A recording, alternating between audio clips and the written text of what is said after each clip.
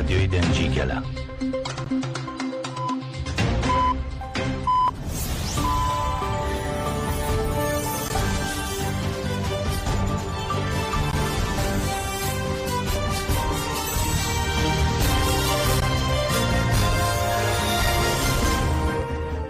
ئەم کاتتان باش بیسەرانی هێژە لە ڕادیۆ دەنگی گەلەوە بە یارمەتی هاوکارانم گەشتی هەواڵەکانی ئەمڕۆ پێنجشەمبە 27 ئاداری 2025تان پێشکەش دەکەین.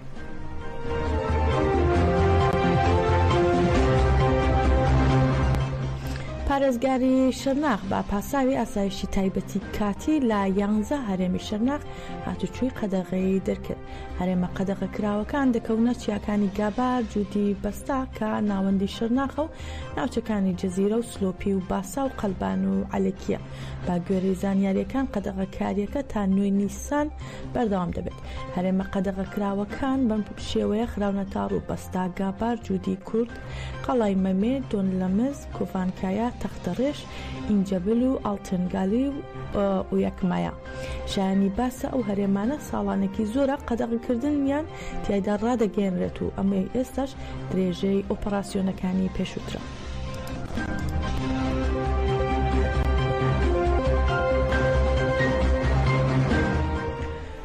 لە هەفتەی 51میندا چالاکوانانی جنێڤ شەهیدانی هەفتەی قارەمانێتیان بە بیر هێنایەوە و بانگەوازیان لە کۆمەڵگەی نێونەتەوەی کرد بۆ بانگەوازە مێژوویەکەی ڕێبەرۆجەلان بەرپرسیارەتی بگرنە ئەستۆ. چالاکی دانیشتن لەلایەن ئەنجومەنی گەلی جنێڤەوە هەموو چوارشەمبەیەک لە گۆڕەپانی نێشین کە نووسینگەی سەرەکی نەتەوەی گرتوەکانی لێیە ئەنجام دەدرێت. هاوسەرۆکی ناوەندی کۆمەڵگەی کوردی دیموکراتیکی جنێڤ عوسمان تەکین و هەروەها لە سەرناوی کۆمیتەی چالاکیەکەی جنێڤ فەیسەڵ کۆکشاندی ڕاگەیاندراویان پێشکەش کرد.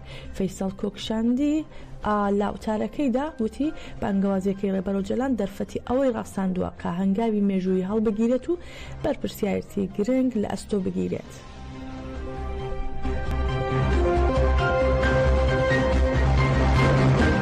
ام سریدا شهید مازلوم دوغان فرماندار مزن ریوال محسود توفماس اگی وقتی که اگیدن باجارانجی شهید چیاگر و همو شهیدن کردستان ببیرتینه هفره اگید دوی مهیده شهید بود. شهادت اول اگید بو وسیله که به هزاران اگید لچیای کردستان رونی بکن. اما هر تم شبدار شهیدن دوست آزادی بن و شهید نامرد. گلی کرد دوستو هفره گلی کرد و 21 نوپایان نوروز 2025 لبر چاوه همو جیانه گوتن. شرط و مرد شدبن بلا ببن هر تم به همی دلسوزی آفه به تدگر و به ریبرتی آفه. سانده گابین دیلوکی و پیوین گری به بر مغزدیه. لی ترکیه امچه پر گرتون و پنچاف ده سری ده روشنمگر و خباتکار راگاندن شاردین هفکار باجر ین لحباتی ده هفته ایک ده 1500 کسین که هاتن گرتون و پنچاف کرن. امچه پر وان کریان فاچزانه بکار نو شرمزار دکه. هر کسی که جبر بکارانین ما به خوی ری روا آتنه گرتون و پنچاف کرن دوید دمدست و به شرط و مج بین بردام.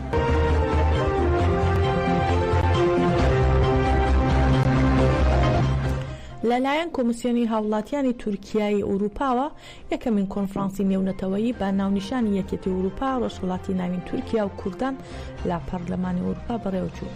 سەرۆکی کۆمسیۆنی هاوڵاتیانی تورکیای ئەوروپا کارین وێسترهایم بانگەوازی ئاشتی و کۆمەڵگەی دیموکراتیکی ڕێبەرۆجەلانی لە 27 شوبات بەبیرهێنایەوە و پەرلەمانی ئەوروپا و کۆنسەی ئەوروپا بە ئەرێنی پێشوازیان لە پەیامەکەی وێسترهایم کرد و ڕایانگەیان بە هیواین بگەین بە تورکیایەکی دیموکراتیک. هەروە پەرلەمانتاری پەرلەمانی ئەوروپا و ئەندامی گرۆپی دۆستایەتی کوردانی پەرلەمانی ئەوروپا ئەندرێس شێدر سەرنجی خستە سەر بانگەوازیەکەی ڕێبەرۆجەلان و وتی تەفگەری کورد لە هەمان کاتدا تێکۆشانی ئازادی و دیموکراسیە. خاوەن خەڵاتی نۆبێل جودی ویلیامز لە کۆنفرانسەکەدا ڕایگەیان دەبێت هەردوو لایەنەکە بۆ ئاشتی ئامادە بن و ئاماژەی بەوەش کرد هێشتا هەڵویستی دەوڵەتی تورکیا دەربارەی ئاشتی و چارەسەری نازانرێت. وتیشی دەوڵەتی تورک لە ئاست واژە و بانگەوازیەکەمان بێدەنگ ماوەتەوە و وەڵامی داواکانمانی نەداوەتەوە. هەروەها خاوەن خەڵاتی نۆبێلی ئاشتی شیرین عەبادی دەستنیشانی کرد دۆخەکە با پرۆسەیەکی کاریگەردا تێدەپەڕێت و وتیشی کاتی ئاشتی هاتووە و کاتی ئەوە هاتووە بە ڕێزۆجەلان لە زیندان دەربێندرێت. جەختیشی کردەوە پێشنیارەکانی بە ڕێزۆجەلان نێلسۆن ماندێلایین و زۆر گرنگە با شێوەیەکی دیموکراتیک وڵات و هەرێمەکە پێش بخرێت.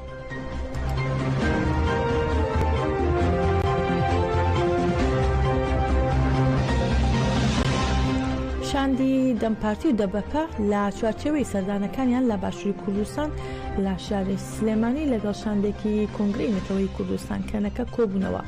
لە کۆبوونەوەکەدا بانگەوازە مێژوەکەی ڕێبەرۆجەلان و پرۆسەی نوێ لە تورکیا تاوتوێ کرا و تشکیان خستە سەر ڕۆڵ و بەرپرسیارەتی تەواوی پارت و لایەنە کوردیەکان لە سەرخستنی پرۆسەکەدا و دووپاتیشیان کردەوە دەبێت تورکیا بۆ ڕەخساندنی زەمینە یاسایی سیاسی هەنگاوی پێویست بنرێ. لالایەکی تریشەوە هەر شاندی دەمپارتی و دەبەپە سەردانی ڕەوتی هەڵویست و بەرەیگەلیان کردو لە لایەن وتەبێژی بەرەیگەل بەختیار شاویس و ئەندامانی بەرەیگەل پێشوازیان لێکرا. پاش کۆبوونەوەکە وتەبێژی بەرەیگەل بەختیار شاویس ڕایگەیان ئێمە پشتیوانی خۆمان بۆ شاندەکە دووپات کردوتەوە و جەختمان لا گرنگی سەرخستنی پرۆستەی ئاشتی کردووە.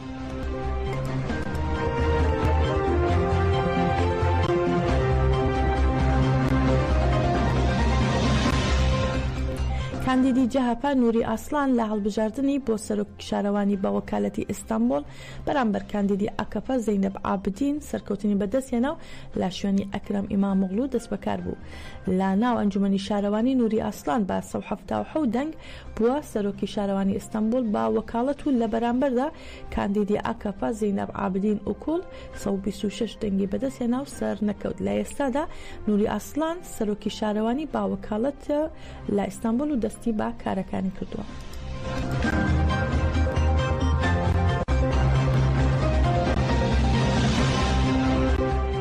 سەرگۆزیرانی عێراق سەرپەرشتی واژۆکردنی گرێبەستێکی لا نێوان کۆمپانیای BP و وەزارەتی نەوتی عێراق کرد بە مەبەستی پەرەپێدان و بەرهەمهێنانی چوارکێڵگەی نەوت لە کەرکووک.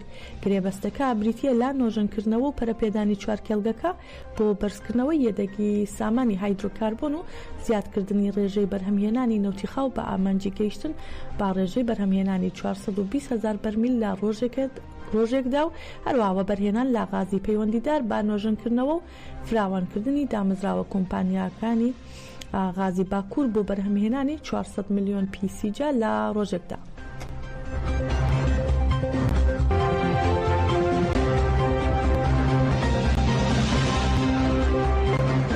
کۆنگرەی ستاری کانتۆنی فورات سەبارەت با بڕیاری سزای لاسێدارەدان دژی پەخشان عەزیزی و وریشاغ مرادی ڕایگەیاند ئەو بڕیارە شەرمەزار دەکەین و دەبێت سزای لاسێدارەدانیان هەڵبوەشێندرێتەوە. کۆنگرەی ستار ئاماژە بۆ دەکات پەخشان عەزیزی و وریشاغ مرادی بە تۆمەتی چالاکی چەکداری و ئەندامبوون لە پارتە ئۆپۆزیسیۆنەکانی ئێراندا سزایان بەسەردا سەپاوە و بە پێچەوانە وەک دەزانرێت پەخشان عەزیزی وەک چالاکوانێکی کۆمەڵایەتی لە باکوور و ڕۆژهەڵاتی سووریا هاوکاری و پاڵپشتی ئەو کچوژنانی کردووە کە لە دەست داعش ڕزگار کراون. هەروەها وریشاغ مرادیش وەک چالاکوانێک لە بەرخۆدانی کۆبانیدا لە دژی چەتەکانی داعش بەشداری بەرخۆدان بوو.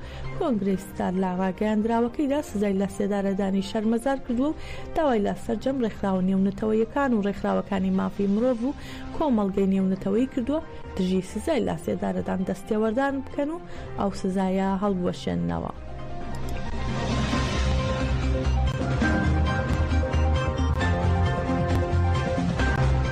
هێزەکانی سووریای دیموکراتیک قەسەدا بادروشمی لا باغۆز تێرۆرمان تێکشکاند و بۆ بنیاتنانی سووریایەکی فرەڕەنگ و ناناوەندی درێژە با تێکۆشان دەدەین. شەشەمین ساڵیادی ڕزگارکردنی شارۆچکەی باغۆزیان لە دەستی چەتەکانی داعش پیرۆز کرد. لە دەیرە زوور با بەشداری فەرماندەکانی قەسەدە و ئەنجومەنی سەربازی دەیرە زوور و شێخ و سەرۆک عەشیرەتەکان و ئەندامانی پارت و ڕێکخراوەکان و شاندێکی هێزەکانی هاوپەیمانی نێودەوڵەتی و هێزەکانی سووریای دیموکراتیک بە ئاهەنگێک ساڵیادی ڕزگارکردنی شارۆچکەی باغۆز پیرۆز کرا. فەرماندە لە فەرماندەی گشتی قەسەدا لوقمان خەلیل ڕایگەیاند دۆسیەی چەتەکانی داعش هێشتا هەڕەشەیە بۆ لە ناوبردنی تێرۆر و مسوگرکردنی ئاسایش و ئاشتی بەردەوام. هەروەها هاوسەرۆکی ئەنجومەنی بنەماڵی شەهیدان فەلەک عوسمان فەرماندا لە ئەنجومەنی سەربازی دەیرەزور نووری خەلیل ئاوتاریان پێشکەش کرد و جەختیان کردەوە لەسەر پاراستنی دەستکەوتەکان و ئاسایشی هەرێمەکە و بەڕێوەبەری کۆمەڵی ژنانی زنوبیای کانتۆنی دەیرەزور ساڵیادی ڕزگارکردنی باغۆزی پیرۆز کرد و وتی لاسایەیەگرتنی گەل سەرکەوتنی مەزن بەدەست هاتووە.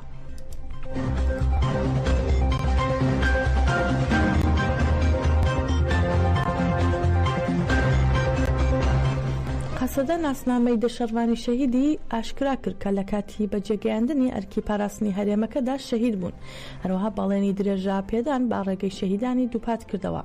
ناوەندی ڕاگەاندنی هێزەکانی سووریای دموکراتی قەسەدە ڕای دەگەێنێت لە بەرخۆدانی مێژووی هێزەکانمان دژی دەوڵەتی داگیرکەوی تورک و چەتەکانی هەروەها دژی پاشماوەکانی ڕێکخراوی تێروریستی داعش چەند شەڕوانێکمان شەهید بوون. قەسەدە سەرخۆشی لا بنەماڵی شەهیدان دەکات و ناسنامی شەهیدان بەم جۆرەیە دەخاتە ڕوو. ئۆبەی شەعبان بە ناسناوی ڕەوات لە ڕەقە لەدایک بووە و لا یەکی کانونی یەکەمی 2024 لە تەل ڕەفعات شەهید بووە.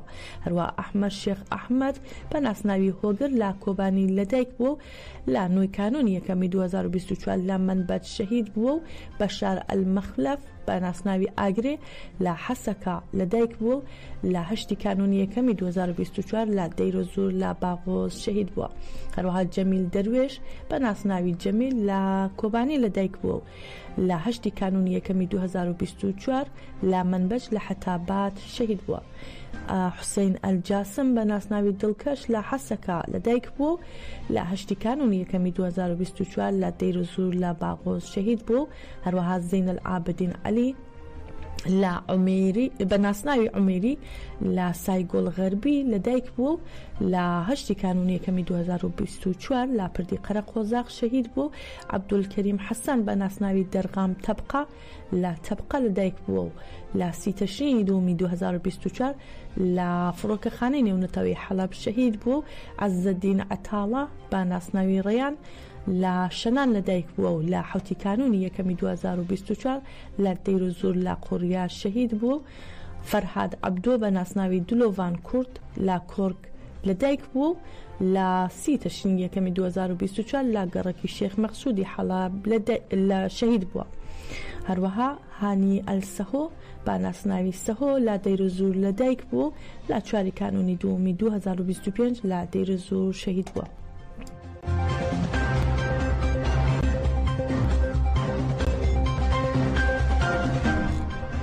وەزارەتی ناوخۆی سووریا پشتڕاستی کردەوە ماهر زیاد حەدید ئەندامی لە قیاسایشی سەربازی لە ناوچەی تەزامن لە سەردەمی ڕژێمی پێشووی سووریادا دەستگیر کراوە. وەزارەتی ناوخۆ ڕایگەیان ماهر زیاد حەدید دەستی هەبووە لە تاوانەکانی کوشتن و دەستگیرکردن و بێسەر و شوێنکردنی هاوڵاتیانی مەدەنی لە گەڕەکەکەدا. هەروە ئاماژە بەوەش دەکەن ڕەوانەی دەسەڵاتی دادوەری دەکرێت بۆ تەواوکردنی ڕێکارە یاساییە پێویستەکان و سزادانی.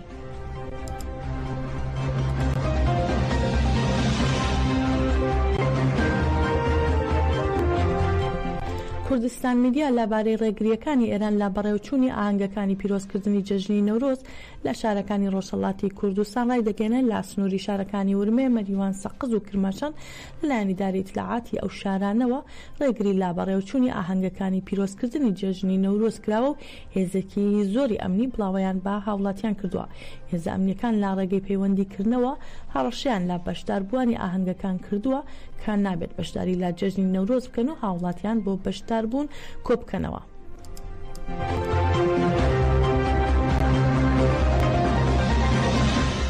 تۆڕی مافەکانی مرۆڤی کوردستان ڕایگەیان هەفتەی ڕابردوو زیندانیەکی کورد بە ناوی کامران کازمی تەمەن 38 ساڵ خەڵکی کرماشان لە زیندانی پۆلیسی ئاگایی ورمێدا بە شێوەیەکی گوماناوی گیانی لەدەستداوە. بە پێیوتەی شایەت حاڵان کامران کازمی لەژێر ئەشکەنجەدا گیانی لەدەستداوە. جێ ئاماژەیە کامران کازمی با تۆمەتی دزیکردن لە ماڵی پەیمان خانزادە سەرۆکی زیندانی ناوەندی ڕومیا دەستگیر کراو بۆ دەست بەسەرگەی پۆلیسی ئاگاهی گواستراوەتەوە.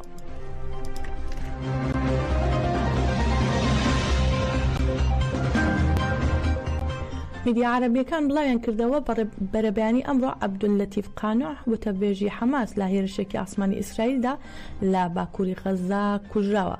لە هەمان هێرشدا ژمارەیەک هاوڵاتی مەدەنیش بوونەتە قوربانی و جیاماژەیە لە سەرەتای ئەمە هەفتەیەدا ئیسرائیل ژمارەیەک سەرکردەی حەماسی کوشتووە، لەوانە ئیسماعیل بەرهەم و سەلاح بەرداویت. مەکتەبی سیاسی حەماس لا 20 ئەندام پێک دێت و تا ئێستا 11 کەسیان کوژراون.